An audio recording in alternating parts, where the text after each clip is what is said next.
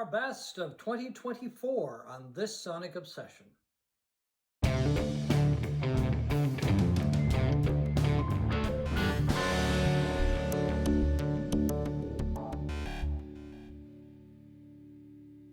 Hello, folks. I'm John Whidden. Right over there is Steve McLeod, and welcome to this Sonic Obsession. Today, we're going to talk about our favorite albums of 2024, our top 5 albums. A lot of people do 10, but since there's 2 of us, we thought we'd do 5 each. That makes 10, right? I think so. There you go. I can still add. Of course, I mentioned that before. Anyway, an interesting year for me. I thought it was a really good year musically. Better than usual, I guess. Better than the last number of years, I think. Yeah, a lot of interesting stuff. Yep. Okay, so why don't you start us off as usual? All right. My number 5 choice is Songs for a Nervous Planet by Tears for Fears. I have to confess I was not much of a fan of Tears for Fears during their heyday of the 1980s. I don't know about you, but yeah. I've really come to appreciate them for, the incredible melodies and harmonies and all of that ever since. And this album consists of 4 new studio songs, and the rest of it is live stuff from their last tour in the promotion of their last album, A Tipping Point. And it's and there's only one other album I think on my list that I've enjoyed more than this one. It from beginning to end, it just screams repeated listenings. It's beautiful. It's harmonic. The live stuff is incredible, and the studio stuff is really nice as well. The 4 new tracks are really good, and the live performances from that Tipping Point tour just made me appreciate the depth and quality of their catalog.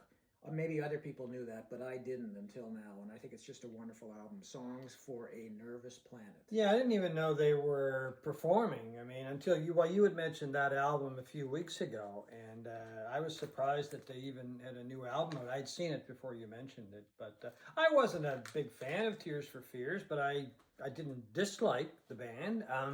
Very radio friendly. I was working in radio at the time, and they were all over the radio. And I think they're very Beatlesque too. Beatlesque in their ability to write really impactful melodic songs that are catchy and that hold up well to repeated listenings. Yeah, it's a wonderful album. Okay, my 5th choice goes to Dark Matter by Pearl Jam. I think this is Pearl Jam's best album since the first album. Is that right? Yeah, I really do. And I do have a confession to make about my choices. They're kind of, my choices for best album or favorite albums are also tied in with shows that I saw this past year. And that's just a coincidence, really. I like all the acts that I went to see. But as you see, I have my Pearl Jam t-shirt on from Madison Square Garden. I think as I said, I think this album is the best thing they've done since the first album. They did bring in a new producer. Andrew Watt was brought in to help out. I think he gave them a new life, a new excitement that they haven't had on the past couple of albums. Eddie Vedder's singing, I think, it's clearer, it's more dominant, I guess. A lot of times Vedder, he sounded like he was, I don't know what is a way to put it, but his vocals weren't clear enough. They were kind of muddy, and I think that was part of the effect for Pearl Jam for a while.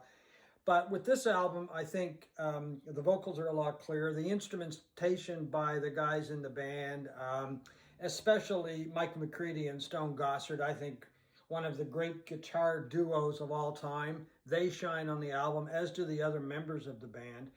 I don't know if that's the band just getting older and getting more mature, or if it's Andrew Watt, or probably a little bit of both. I happened to see them in Madison Square Garden, and I'd only seen Pearl Jam once before. I've been saying for years, one of the best shows I ever saw. The show at Madison Square Garden is right up there in the top 10 shows of any show I've ever seen. Pearl Jam is a band that has this dedicated following. People follow them all over to see them. I ran into a guy here in Halifax one day. He was from, I'm not sure exactly, he was from Germany, I believe, and he had seen them in Barcelona. And then the guy who stood beside me in New York was actually from Indiana, and he'd seen them in Indiana, and he'd come to New York especially to see them. And I think he said it was his 12th or 13th show, and his girlfriend, his partner, that was only her 8th, as he said. It was something like that. So they really have a dedicated legion of fans. Well, it's because like the Grateful Dead. It's because they're a great live band. Oh, they're and tremendous. I've always thought they were way better live than they were in the studio. I mean, I like that album, but it's not on my top 10 list or I haven't seen it on anybody's top 10 list. Yeah. But that's too bad. That's unfortunate. I think it's a very strong album from Pearl Jam. One of my favorite bands of all time, both on record and especially live. The show I saw was just amazing. I mean, and that's what I mean. I just don't think, for me, they just don't appeal to me on record, other than the first album as much as they do in concert. I love their live stuff. Yeah, well, the first album is a classic, and as I said, that's my favorite album of Pearl Jam after the first one. So, over to you. My number 4 album is Wild God by Nick Cave and the Bad Seeds. Nick Cave has made a lengthy career out of exploring the darker corners of humanity. You know, his songs are filled with feelings of despair, gloom, subject matter like murders and drug addiction and things like that. But this album is really not like that. It's a much more contented and appreciative Nick Cave. He had a terrible couple of years where, he endured more tragedy than most people should, as the father of a fairly sizable family. He lost 2 of his boys to death recently. And his recent albums like Ghosteen and Skeleton Tree reflected that, even though Skeleton Tree was actually recorded mostly before the death of his first son. But this album it's more about, coming to terms with love and family and the transformative power of music and friendship. And it's really kind of a wonderful thing to see in his music after years and decades of gloom and doom and misery. Yeah, I agree with you. The songs are very beautiful, though. They're very majestic. He's dealing with spirituality, which he does a lot in his songs, and coming to grips with the fact that he believes in God and things like that. And it is an absolutely majestic, beautiful album, and my 4th album of the year. I think it's safe to say uplifting.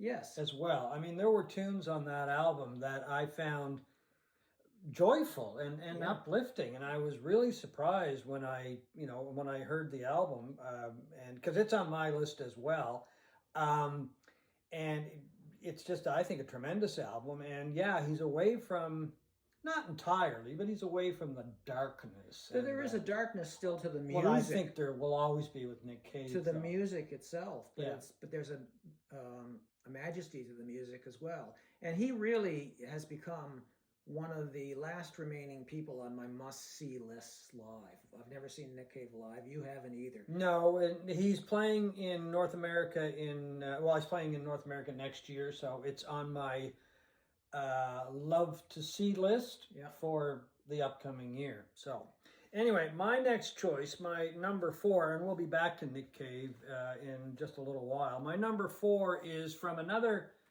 act that I saw in 2024. I actually saw Paul Weller twice. Very lucky this past year, to see the number of really good bands that I saw. I saw him in New York, and we saw him in Portsmouth, England. Took a train down to Portsmouth for the night and caught him at the Guildhall, beautiful, beautiful hall in Portsmouth. If you ever get a chance to go, by all means, highly recommend it. I'm going to be modeling some of the attire that I picked up. John's a bit of a fashion plate for the first time in his exactly. life.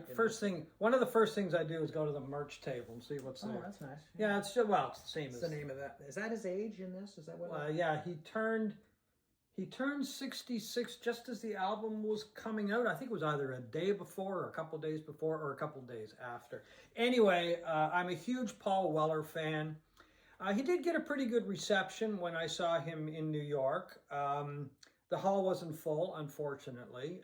He did play some I played a lot of dates in North America. A couple of dates were sold out. In fact, they had to add a couple of dates, couple of shows. One of those guys that huge in the UK, just still hasn't uh, gone over that hump of getting a big audience in North America. Yeah, and I mean, I know you've been a fan of his for years. I've never really explored his music to any great degree. Well, I just it's a huge loss because he's such a fine songwriter. Um, he's a great musician. I mean, he played keyboards a lot on the two dates that I saw him, and acoustic guitar. And I'd seen him before, and he played a little bit of keyboard, but I don't think the first time I saw him he ever played acoustic guitar. So I think he's mellowing. The album is a bit more mellow than his past efforts, but the songs I find are richer. He's growing old, and he's accepting that. And he's worked with a lot of people on this album. Noel Gallagher, he worked with on the album. Suggs from Madness helped him out. Bobby Gillespie from Primal Scream is on the album as well. And his daughter, Leah Weller, sings on the album. And he has brought in on a couple of albums now a woman, originally, I believe, from Northern Ireland, Hannah Peel, who does some orchestration work for his songs and gives it just a beauty that I find everything she touches with Weller, the two of them come together and they make this just wonderful, beautiful music. Unfortunately, no strings or anything when I saw him live. But anyway, it is 66. I don't think I mentioned the title. And it is Paul Weller. And it is my number 4 album of 2024. Okay, my number 3 album is Mahash Mashana, I think I'm pronouncing that correctly, by Father John Misty. And I must say, this was an album that caught me totally by surprise because, you know, I've heard a lot of his music in the past, and I've just found there to be a sort of an inconsistency in his songwriting and his songs that make, you know, I like some songs, but I don't like others, so I've never really enjoyed his albums to any degree. Yeah. But this one, his 6th album, it's just a knockout. It is beautiful. It is melodic. It's orchestrated, a lot of it. I think it just comes down to the simple fact that the songwriting is better on this than any of his other albums. And this is his 6th album. And this is a guy who a decade ago, don't forget, was the drummer in Fleet Foxes. Oh, really? Oh, okay. Yeah, and he just, I know absolutely nothing about him. Fleet Foxes I like. It was a good band. It is a good band. He played on, I think it was their first album, and toured with them, and that is their drummer. Oh, okay. And then decides, I think I could be a front guy, and he comes up with this Father John Misty persona. His real name is Josh Tillman, and his songs are usually quite humorous. He spent a lot of the last number of years exploring issues like his own mental health and his expansion of his consciousness and spirituality through psychedelics. And I was just going to say, did he have any help? Yeah. Okay. And he did. And this is just an incredibly beautiful album. It sounds like something to me that, I think I mentioned this in an earlier show, that, you know, might have been recorded with Nelson Riddle as the orchestra in the background out of Capitol Records or something in the 1960s. Oh, really? Yeah. Oh, okay. But the songs are just fantastic, and it just blew me away with how much I enjoyed this album. I heard it once and went out and bought it. I mean, that's very rare, you know, I listened to it. He's one of those guys that I've listened to a little bit over the years. I didn't do anything for me. And when you mentioned the Fleet Foxes thing, a bell went off. And I kind of made the connection again, but I'm not even that familiar with Fleet Foxes stuff. The first couple albums, and that was about it. And I think there was something about his music that sort of turned me off a bit. There was a preciousness to it, or something about his earlier stuff that I heard that I just didn't like. But this is just an incredible album. Okay, my number 3 album is Nick Cave and Wild God. I consider this one of Nick's best albums. I'm not really going to repeat a lot of what Steve said and what I agree with about this album.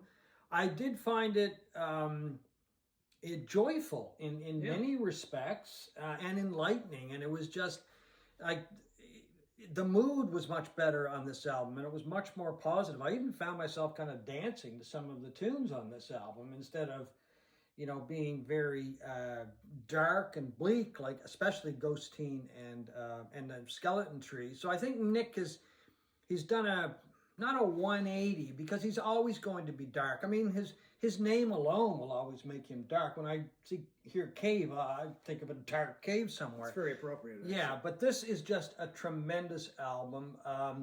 And as I said, I've been really lucky to see most of the acts on my top 5 albums live this past year. Nick's coming to North America in 2025, so he's on my like to see list. Once again, I'm not going to repeat a lot of what we already discussed about this album because I wholeheartedly agree with Steve. So Nick Cave and the Bad Seeds, Wild God is my number 3. My number 2 album is Songs of a Lost World by The Cure. I happen to have the gray version of this, which is appropriately colored for a Cure album. This is the British... Continuing with our dark theme. Yeah, dark. Speaking of dark, this is the epitome of darkness, this album. It's The Cure's first album in 16 years, and I just absolutely love it. It is everything you would want in a Cure album. It's dark, it's gloomy, it's depressing, but there's a thread of just magisterial beauty that runs through the whole thing. It's been getting a lot of criticism online from people who question the mastering choices of this album, that it's so dense and compressed that it ruins the music. I have seen that, yeah. And I would say it's kind of what you would expect from a Cure album. My answer to that is just you can't crank this thing and play it loud. It will drive you out of the room. It is so dense and compressed and loud. But just turn the volume down and the beauty of the songs comes through. So there is beauty in darkness, is what you're saying. Well, we've experienced that with Nick Cave. Well, that's true. And this is another band that is like that. This album I can't stop playing. I just think it's absolutely wonderful. I mean, Robert Smith these days looks more like an elderly washerwoman than the lipstick goth daring young man of the 1980s. But he seems to have trouble getting the lipstick on evenly, right? He always did. That's his thing. Yeah. But, his voice is amazing. It has not aged 1 second. On the end song on this, which is the last song on the album, is my favorite song of the year. It is absolutely amazing. And in it, he sings, "Wondering what became of that boy." He's talking about himself. Yeah. "To the world he called his own. I'm outside in the dark, wondering how I got so old." I think we've all done that. How old is he now? He's 60 something. He's like 63 or 64. Okay. It's all gone. It's all gone. Nothing left to all I loved. It all feels wrong. I mean, Smith's misery is our magic. It is just a unbelievable album. It could easily have been my album of the year. There's only one album I probably liked more than this, and that's at my number 1 spot. It is a fantastic album. Don't get too hung up in the mastering of this, because I think it's their best album since Disintegration in 1989. It's a band I've grown to just absolutely adore over the years. And they do a live version of this whole album that's even better than the studio album, in the sense the power and majesty of these songs, especially End Song at the end of this concert, is just breathtaking, with Reeves Gabrel's guitar soloing over top of. I didn't realize he was playing with the Cure. You mentioned it a couple of days ago. Yeah, Reeves. I've always said Reeves Gabrels or Gabrels. Yeah. Played with David Bowie years ago in Tin Machine. Yeah, he's a tremendous guitar player, and just check it out on YouTube, because it is it's hair raising in its incredibleness. The Cure, Songs of a Lost World. There's a number of Lost World or albums out there this year, and this is one of them. It's great. Okay, when I first heard this album, this is my number 2 choice, Gary Clark Jr.'s JPEG Raw, I said it probably would be my number 1 album of the year. It's not. It's number 2. I think Gary Clark Jr. is just an incredible talent. People say, well, oh, he's that blues guy. No, he's not a blues guy. And then people say, well, what is he? I say he's Gary Clark Jr. He has a very original sound. Probably why I have not seen this album on anybody else's list. I don't know. It came out, the reviews were really good. People go to his shows and they walk away and they go, oh my God, he was really good. I don't know what took them there in the first place. Maybe they heard he was good and went. I saw him in Maine the past year and it was just an incredible show. He's got such a tight band. A lot of these guys have been with him for years. His three sisters now sing backup and they just add a whole different dimension to the show. And his guitar player, Zapata, has been with him for many years, and they really play off each other. Very, very talented group. And I just find this album, it's Gary Clark Jr. He's got elements of the blues, don't get me wrong, but he's a rocker too. But he's also got some very mild melodic stuff on here as well. You just can't, even some rap on this album. I mean, he's got everything, and he just weaves it into this sound that I call the Gary Clark Jr. sound. He's got his own sound. Nobody can come close to him, I think, right now when it comes to originality and taking so many elements of music and weaving them into make a very original sound. I'm really shocked that this album didn't take off and get a lot more praise. It baffles me. But Paul Weller's lack of huge popularity baffles me as well. So anyway, I saw him live, as I said, in Maine. So once again, I'll show off my t-shirt, being the fashionista that I am. And anyway, just a tremendous show, but to go along with it, a tremendous album as well. I can't wait for the next one. I just think he's not an artist that would appeal to the hipster crowd out there and the pitchfork reviewers of this generation. He's based mostly in blues rock, and that just doesn't appeal to a lot of people. Well, it is unfortunate. That's his base, I guess, but he doesn't, not so much anymore, not with this album. I mean, he really has his own sound, and I think maybe the fact that people say he's a blues rock artist, that's just not fair, and it might be keeping some people away from it. Okay, my choice for favorite album of 2024 is Luckin' Strange by David Gilmour. I have the Blu-ray audio version, and John. And this is my number one album for 2024 as well. This was totally unplanned. I didn't know that was his favorite album. And I got the super deluxe edition of the album. It's got the vinyl, a couple of CDs, a Blu-ray, and it has got a beautiful book with photos taken by David Gilmour's wife, Polly Sampson, who also happens to work with Dave she provides the lyrics for most of the songs on the album. And there's actually one of his sons, Charlie Gilmour. They worked on a song, the three of them together. Yeah, it's very much a family affair. And I got to say, John, I approached this album when it first came out with a bit of trepidation. I wasn't expecting it to be an album that I cared a whole lot for at this point in David Gilmour's life. And it turned out to be the album that I played the most. It was the album I streamed the most when I was streaming it on Tidal. In fact, I got a notification at the end of the year of the albums I played the most, and this was number one. And I went out and bought that. And I just figured, at 78 years old, his best work was behind him, yeah, I was a little leery of the album as well. I've always really liked David Gilmour. I mean, his guitar playing is so original. It's so emotional, and it's just so unique. But, once again, I mean, his solo albums over the years have not been great. They've been pretty good. But there's always been something on them that I've appreciated. But this front to back is the best thing he's done. I agree with him since Dark Side of the Moon. Oh, without a doubt, yeah. Wish You Were Here in Pink Floyd. It is really the sound of a man who is very content with where he is now in life and relationships. He appears to have just an amazingly happy family life.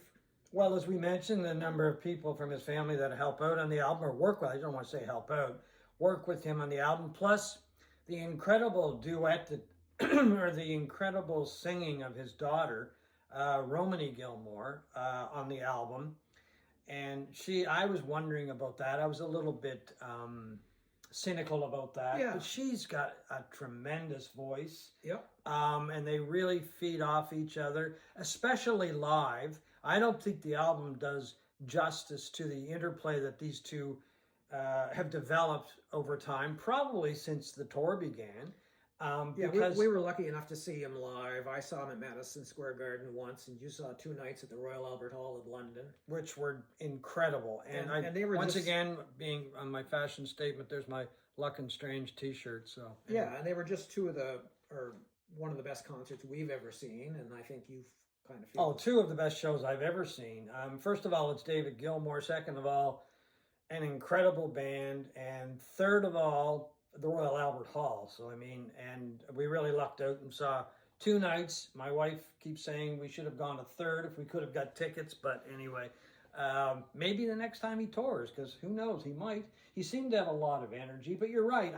There was this real look of being content, of being happy when he was playing. I mean, he surrounded himself with a lot of younger people in the Yep. band. I think they give him a new energy. I think working with his daughter has inspired him. I mean, it was quite obvious they were smiling at each other throughout the whole concert. And I just found that he was enjoying himself immensely. And that went through the audience too. It just drifted. I mean, I could see people smiling and everybody just had such a wonderful time. And this album is, once again, it's just evidence of where he is right now, which is a very, I think, happy place in his life. It's the sound of a contented, fulfilled Yeah. man, for sure, this whole album. Yeah, and it's some of the people that played with him live are on the album, and he says that he's going to get right back at it. So that means maybe that we can see more from him soon. I hope. So lucky to see him at the Royal Albert Hall, a place that he called his second home, and that's the theme I find with my favorite albums. It's these people that I saw live and throughout the year, except for Nick Cave. And I consider myself extremely lucky. And it's not just the fact that I did see these people live or these acts live. It's that they all put out really good albums. Mhm. And they're some of my favorite artists. So you put the two things together, and that was a banner year for John Wooden. I mean, when it came to music, it really was. Pretty good for David Gilmour, too. He's, Oh, yeah. Both our choices for Album of the Year. Okay, so anyway, that's it, folks. Love to hear from you. Love to hear what you liked in 2024, what you think of our choices. That's it for the year for us. We're going to put a wrap on 2024. We'll be back soon in 2025. Not quite sure what we'll talk about. We'll find a few things, I'm sure. But in the meantime, have a wonderful new year, a celebration if you can, or taking it easy, maybe listening to some good music. And once again, let us know what you think. Curious to hear what you liked in 2024 and what you think of our choices. And we shall see you next year. So thank you for watching this Sonic Obsession.